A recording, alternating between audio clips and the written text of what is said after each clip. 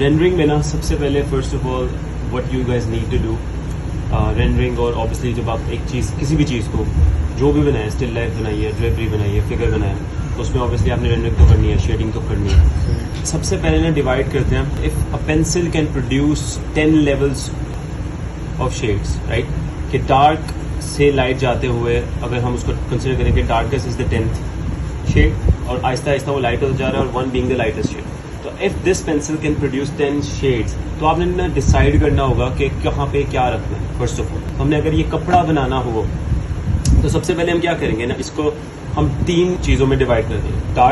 Darkest shades जो उसके अंदर एक डार्क्स होंगे, ठीक है, फिर एक जो मिड टोन्स होंगी, ठीक है, जो कि उसका नेचुरल कलर हो, ठीक है, और फिर एक लाइटर शेड्स क्या होंगे, जहाँ पे लाइट पड़ रही है, हाईलाइट्स पड़ रही हैं, वो चीज़।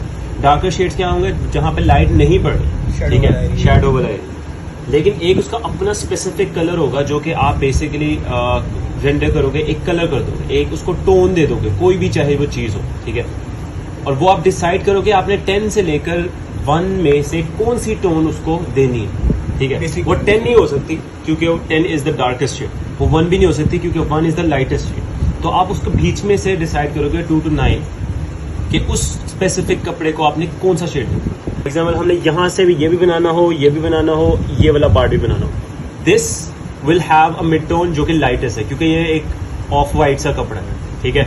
उसके सॉक्स जो हैं उसमें भी शेड्स हैं, लाइट्स भी हैं, डार्क्स भी हैं और मिड टोन्स भी हैं, लेकिन उसकी socks are blue, dark blue है, नेवी सा।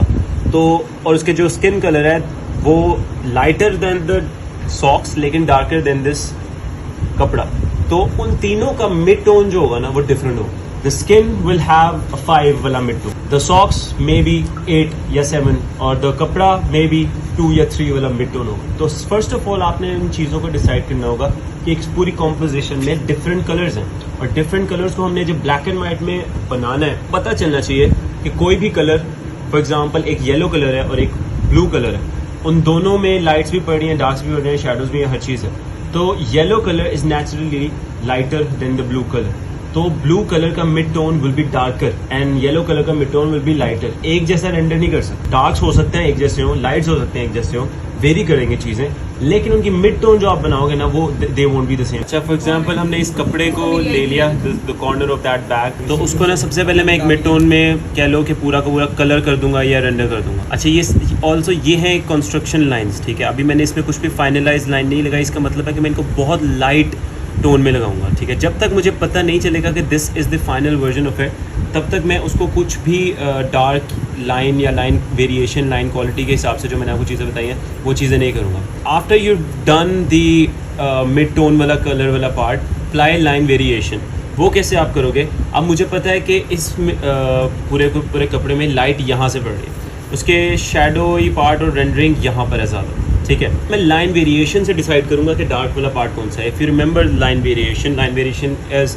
Going from dark to light and light to dark, ठीक है, thick to thin, thin to thick. तो ये डिसाइड करना है कि लाइट कहाँ पे पड़ रही है, कहाँ नहीं पड़ रही, डार्क लाइन कहाँ पे होगी, लाइट लाइन कहाँ पे होगी, एक ही लाइन में डार्क से लाइट और लाइट से डार्क वेरिएशन कैसे होगी, ये चीज़ें आपने पहले डिसाइड करना है और यही चीज़ आपको हेल्प करेगी फर्दर ऑन रेंडरिंग और shading. If I can see कि लाइट लेफ्ट साइड से पड़ रही है और ये वाली जो लाइन यहाँ पर है ना इस साइड पे, दे आर डार्कर, ठीक है, यहाँ पर डार्कर शेड और स्ट्रॉन्ग कह सकते हैं प्रोड्यूस हो रही है लाइंस। और अगर आप देख रहे होगे तो उसमें भी मैंने कहीं कहीं थिक और कहीं कहीं लाइट लाइंस लगा रहा हूँ। इसका ये मतलब नहीं है कि आप एक ही फुल ऑन ये इंटेंसिटी में पूरी लाइन लगाओगे। इसमें और इसमें अगर आपको फ़र्क नज़र आ रहा है, लाइन वेरिएशन की समझ आ रही है इसमें और इसमें फ़र्क नज़र आ रहा है। अब उसमें कुछ जगहें हैं, फॉर एग्ज़ाम्पल दिस पार्ट जो कि थोड़ा सा डार्कर है, ठीक है, ये वाला पार्ट थोड़ा सा डार्कर है, there is no specific line there, ठीक है, लेकिन you can't even see a line there, लेकिन वहाँ पे अगर हम, लेकिन लाइन नज़र आ रही है, राइट। लाइन तो यहाँ पर भी हमें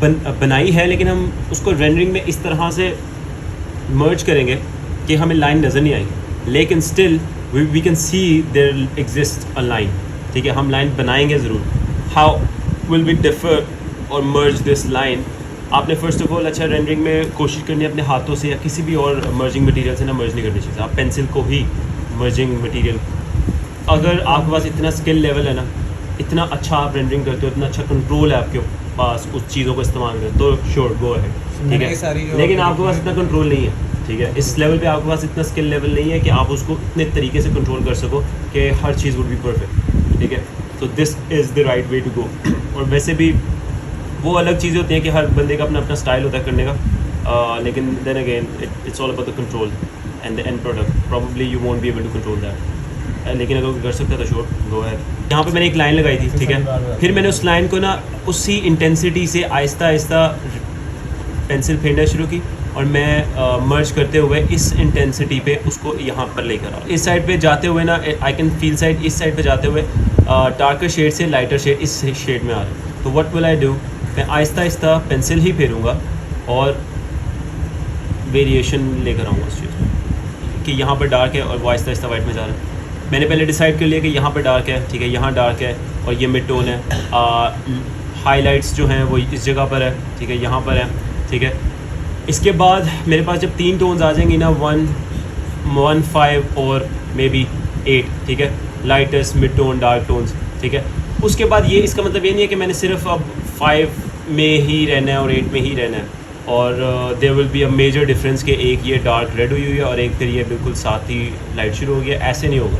इस डार्क से मैं इस टोन में आऊँगा। I will go from 5 to 8 in a manner के 6, 7 और 8 फिर, ठीक है, आहिस्ता आहिस्ता उसको रेंडर करके मैं लेकर जाऊँगा उस टोन के अंदर। तो there will be a variation to it, समझ आई? तो वो चीज़ आपने करनी होगी, आपने मर्ज करना है। अब इस लाइन को फॉर एग्जांपल मैं मर्ज करता हूँ।